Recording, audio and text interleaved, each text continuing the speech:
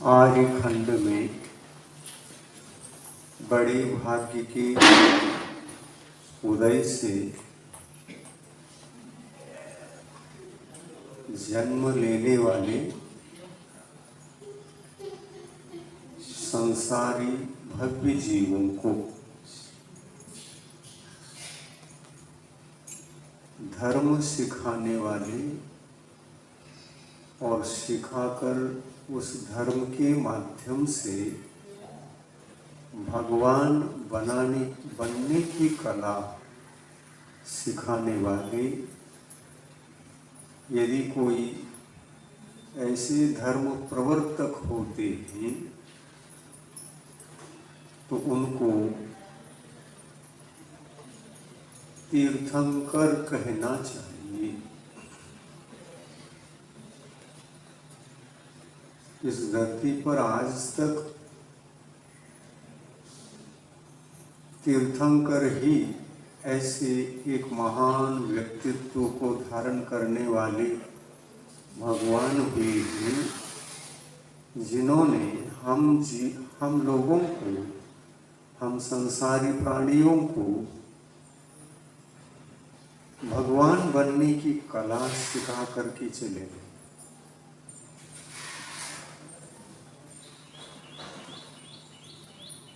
जिनको भगवान बनने का योग होता है वही भगवान बन सकता है, और जिनको योग नहीं होता वे नहीं भी बनते।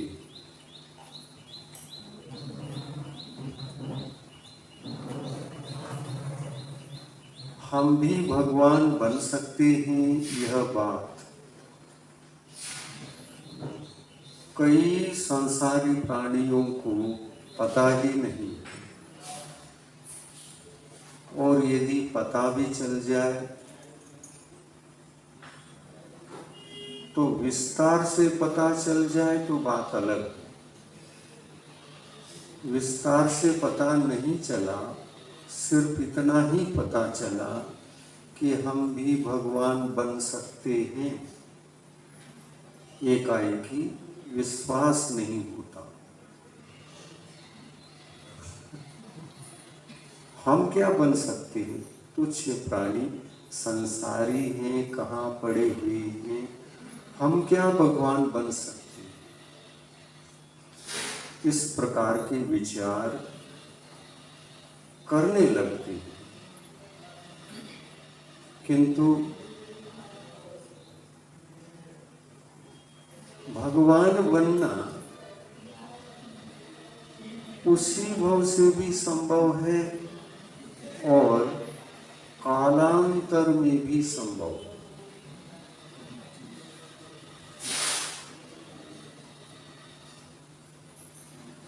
दो रास्ते हैं। इस भाव में यदि हम नहीं बन पाए तो वैसी परिस्थिति में कम से कम 3 भाव तो लगते ही हैं, और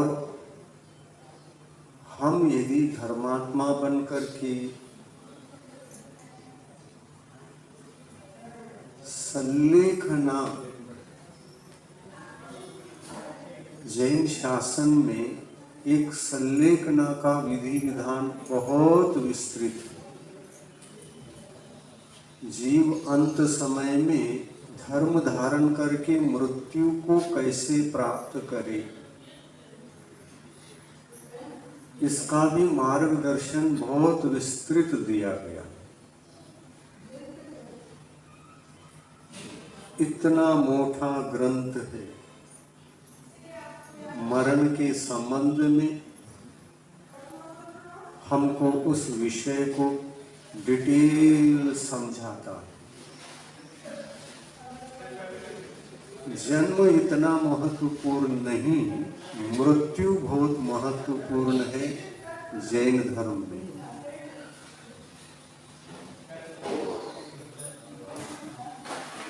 जन्म से ज्यादा मृत्यु महत्वपूर्ण है। जन्म तो सबको मिल रहा है ना, और मरण भी सर्वसाधारण सभी जीवों को होता रहता है, होता ही रहता है।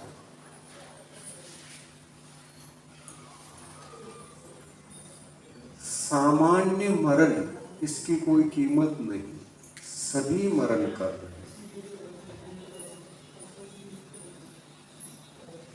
सभी मरण करते, सभी जन्म लेते हैं। सामान्य जन्म को और सामान्य मरण को क्या कीमत है? कुछ भी। जन्म हो तो ऐसा हो कि वह पुनर्जन्म का कारण न बने, मरण हो तो ऐसा हो पुनः जन्म न लेना पड़े। सही है कि नहीं? वह जन्म भी सर्वश्रेष्ठ जन्म है, जन्म कहलाता है जो जन्म पुनः बार बार संसार में जन्म लेने का कारण न बने, अंतिम जन्म हो, इसके पश्चात जन्म न हो, वह जन्म सबसे बड़ा सार्थक कहलाता है। परंतु इस प्रकार के जन्म को लेकर के भी कोई विस्तृत वर्णन जैन परंपरा में नहीं है, परंतु मरण का विस्तृत वर्णन बहुत बताया है।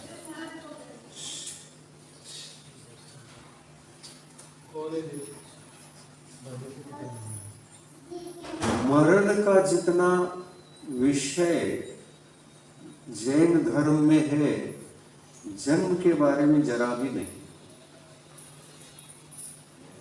बस जन्म के भेद बताते हैं, जीव इस प्रकार से जन्म लेता है, इस प्रकार से जन्म लेता है, इस प्रकार से जन्म के 3 ही भेद है, ज्यादा है नहीं। मरण के कितने भेद हैं? तो मूल रूप से कहा जाए तो 5 मरण के भेद हैं। 5 प्रकार के मरण से संसारी प्राणी मरण कर सकता है, 5 से ज्यादा तो है ही नहीं। परंतु उसमें भेद प्रभेद भी हो जाते हैं। भेद प्रभेद हो जाते हैं तो उस संबंध में भी समझाया जाता है, विस्तृत वर्णन किया जाता है, और वर्णन करके मरण के महत्व को बताते बताते ऐसे जो मरण होते हैं वे आत्मा को भगवान बनाते हैं, ऐसा कहा जाता है।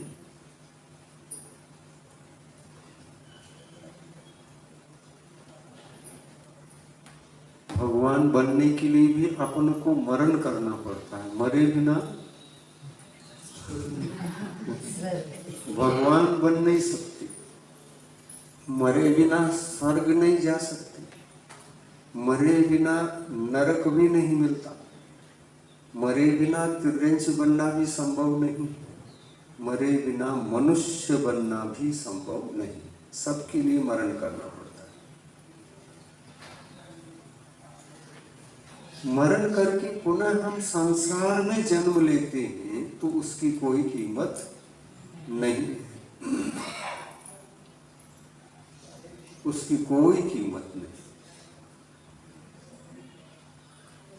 मरो तो ऐसा मरो, पुनः पुनः संसार में मरण न करना पड़े। जन्म लेना हो तो ऐसा जन्म ले लो, बार बार जन्म न लेना पड़े। ऐसा भी संभव है कि नहीं? अपन लोगों को संभव है। तो कैसा करना चाहिए? इस कला को केवल एकमात्र जैन धर्म ही सिखाता। अन्य धर्म में इस संबंध में विषय ही नहीं, क्या सिखाएंगे?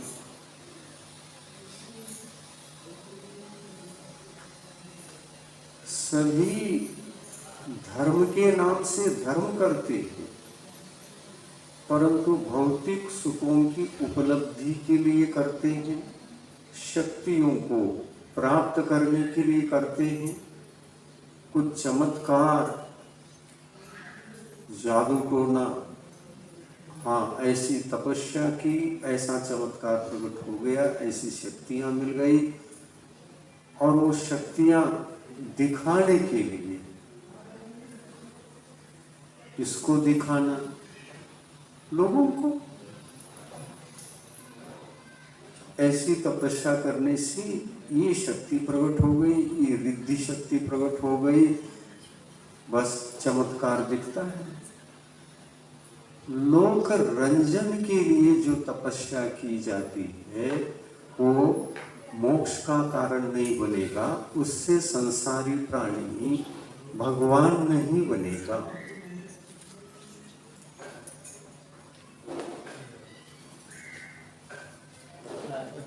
उससे प्राणी भगवान नहीं बनेगा।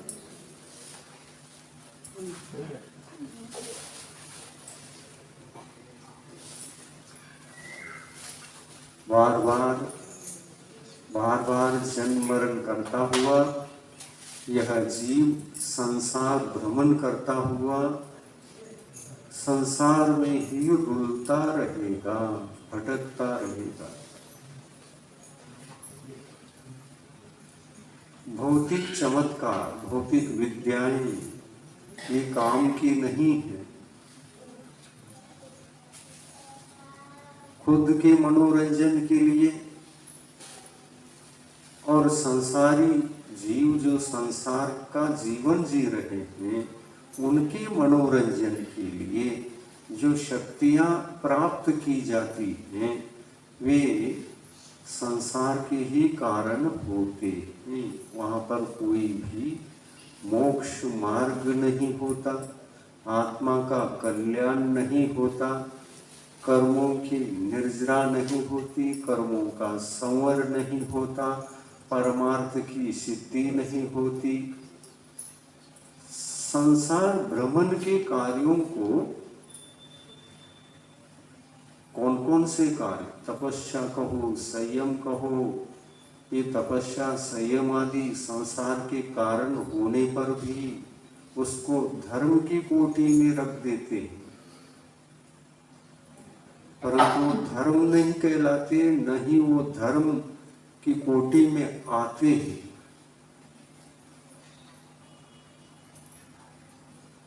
समझ में आ रहा है? जैन धर्म को समझो। धर्म की कोटि में आने वाली क्रियाएं अलग हैं और संसार की कोटि में आने वाली क्रियाएं अलग। धर्म की कोटि में आने वाली क्रियाएं जो संयम तप आदि हैं ये अलग हैं और संसार के कारणीभूत संयम तप इत्यादि अलग है। अलग है क्या? नहीं है। मैं तपस्या करूं, तपस्या को धर्म समझता है जी। मैं संयम धारण करूं, मैं उपवास करूं,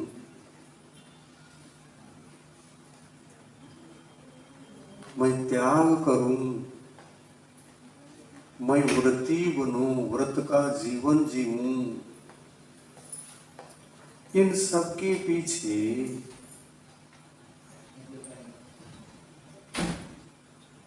संसारी जीवों को मनोरंजन कराने के लिए किया जाए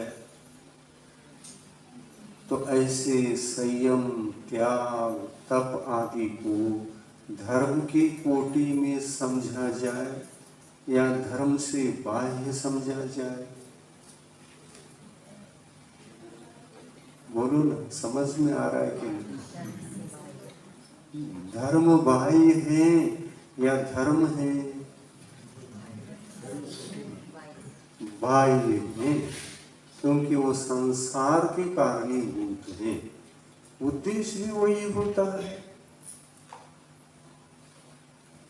हमको दुनिया को आकर्षित करना है,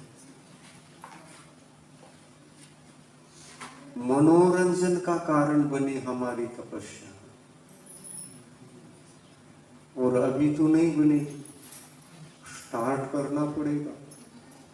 ऐसी त्याग तपस्या करेंगे तो बड़ी बड़ी सिद्धियां प्रकट होती हैं और फिर मजा आता।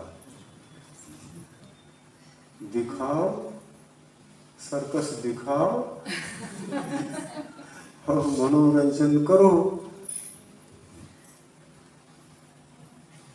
और लोग भी ताली बजाते, वाह वाह वाह, त्याग तपस्या धर्म ऐसा होना चाहिए।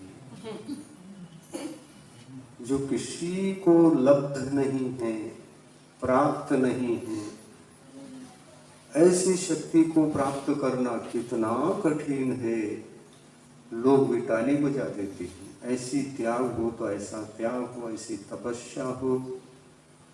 इस प्रकार से लोग जब उनके माध्यम से मनोरंजन प्राप्त करते हैं और एकाध ही ऐसा व्यक्ति कोई तपस्या से ऐसी शक्ति प्राप्त करता है तो शक्ति को देखकर आकर्षित होकर ताली तो बजती ही है। बजती है कि नहीं? ताली बजती है।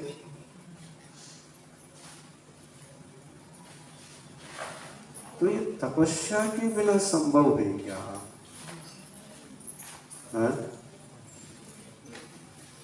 इधर देखो, लोगों को क्या देखो, लेकिन यही तो बात हो जाती है।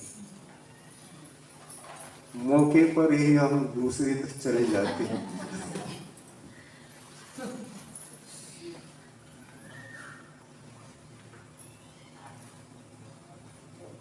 यह आत्मा पर द्रव्यों से, पर आकर्षणों से आकर्षित होकर अपना नुकसान कर बैठता है।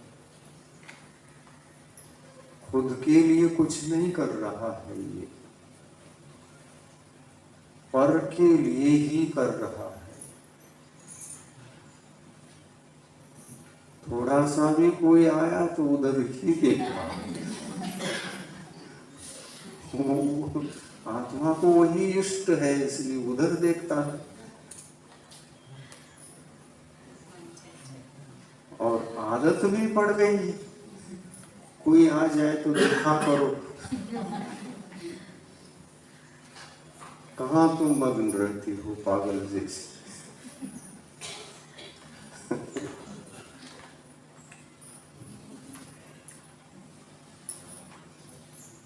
तीर्थंकर भगवंतों ने अपने वाणी के द्वारा हम लोगों का महान कल्याण किया है। उस कल्याण के मार्ग को हमें समझना है। समझाने वाले दुर्लभ और समझने वाले दुर्लभ। समझाने वाले मिलते नहीं और समझने वाले भी मिले तो भाग्यवान जो रहते हैं वो मिलते हैं। जिनका भाग्य ही नहीं है वो कभी मिलते नहीं। आत्म कल्याण के लिए भी एक अपने आप में पुरुषार्थ करना पड़ता है। आत्म कल्याण का मतलब ये है आत्मा का उद्धार, आत्मा का कल्याण, आत्मा को भगवान बनाने के रास्ते पर लगा देना, ये आत्मा का कल्याण है।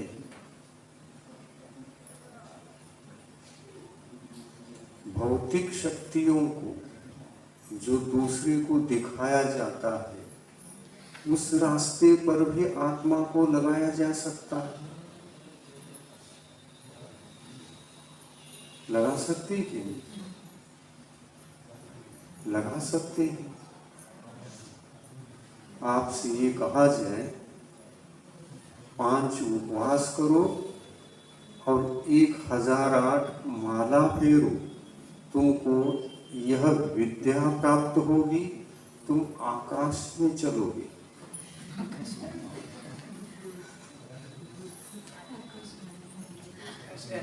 अंजन चोर को ऐसा ही हुआ था।